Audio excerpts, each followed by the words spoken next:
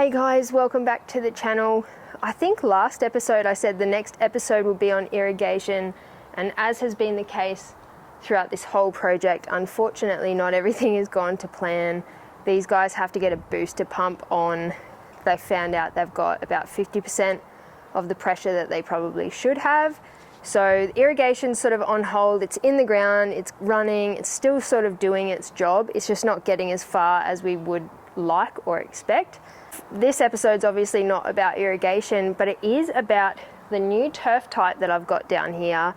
So let's go back in time to the day where the turf was meant to go down.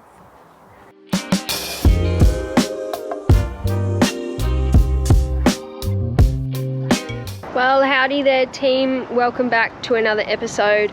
Hopefully you can see we've actually made a fair bit of progress, God forbid. But I'm pretty pumped today because today is delivery day for the new turf.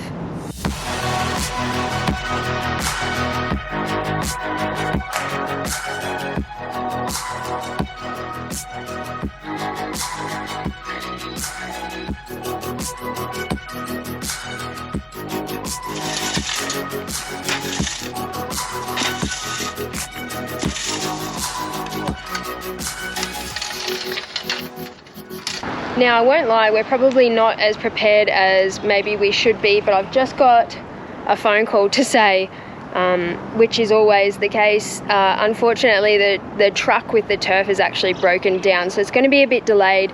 My concern is it's so hot, and we're a little bit behind schedule, so I'm going to stop talking and I'm just going to jump in and do our prep as much as we can. Now if you remember back, we've not brought in any new material, so we're working with the soil that's here, and what that means is I'm adding a couple of amendments. So I'm going to get those amendments down now, I'll film everything and I'll come back and talk about it once everything's sort of ready to go for the turf, so that when the truck does get here we can just get that turf down and water it in straight away.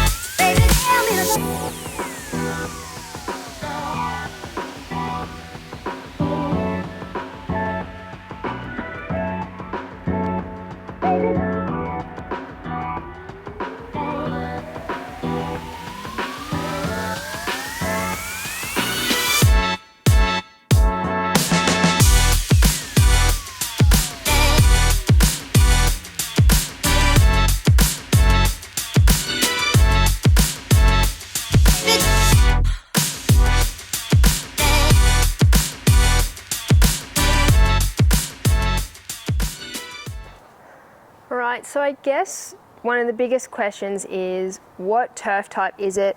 I've already said it's a Bermuda. These guys have actually gone with IronCutter Elite Hybrid Bermuda. So they're local, they're family members. I'm doing this over the weekends. It's taken a very long time because I don't have that much time to help them out, but they came over to my place because I have a bunch of plots, turf plots everywhere, and we sort of discussed what their needs were. Now I get asked this question all the time, is what is the best turf type? And answering honestly without wanting to take anybody's money, I don't have any stake in anything, the best turf type for you is probably not the best turf type for the person who lives next door to you, and so on and so forth. So it's all about your needs and what you want out of the turf, and also your environment. So why did they choose IronCutter? I think the first thing that actually drew them towards IronCutter was the dark green colour, and it holds that colour year round, especially in Queensland. In the southern states, IronCutter is still probably one of the top performers, if not the best or the top performer in terms of colour over winter. as well, which is pretty rare for a Bermuda or a Cooch. They also loved the texture of it. So they also were looking at Sir Grange zoysia, which is a beautiful turf type. It's one of my favourites.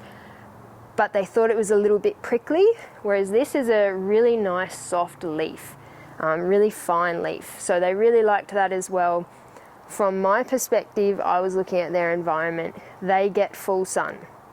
So as soon as you have shade issues, you cannot get a Bermuda grass or a Cooch grass. You're going to have trouble where it gets sparse in areas that it doesn't get much sunlight. So I'd aim for 6 hours of sunlight if you want a Cooch variety. So straight away they went with it because of colour, texture. I added in that yes, it'll go in full sun. And also they were looking for something that was really, really hardy, both in terms of traffic, being able to, and high wear tolerance, because they are actually looking at getting a dog out here.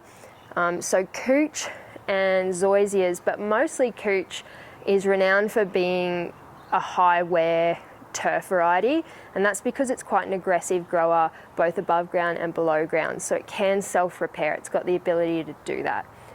The other reason they went with it is because it's really, really drought tolerant. So it's one of the 2 turf varieties on the market that has been Smart Drop certified, which means it looks nicer in terms of quality. It has a nicer, darker green colour, even during water stress periods. So if you compare this turf type with the likes of wintergreen, trial work has shown that IronCutter looks far, far nicer and holds colour for a lot longer during periods of drought and periods of water stress, and also bounces back quicker as well. So while these hybrid turf varieties like IronCutter actually do cost you more, so this goes for about $14 a square metre, don't quote me on that, I think it's about $14 a square metre, check with your local supplier of course, and that's fairly steep. And the reason that that is the price is because there's been so much work that goes into these newer hybrids in terms of being drought tolerant and well suited to our Australian climate, that the money that you put into it now at the time of turf install, you're going to get back in water savings and probably in fertiliser savings as well. So some of the nutrition trials that I was part of, I've done an episode previously on it, it showed that IronCutter and the hybrids also held better colour on far less fertiliser and better quality. So you can get away with less in terms of inputs. So yes, it's a higher initial upfront payment, but it sort of pays for itself as it goes on. That was a Castle quote then, wasn't it? Just paid for itself. Dad, right up.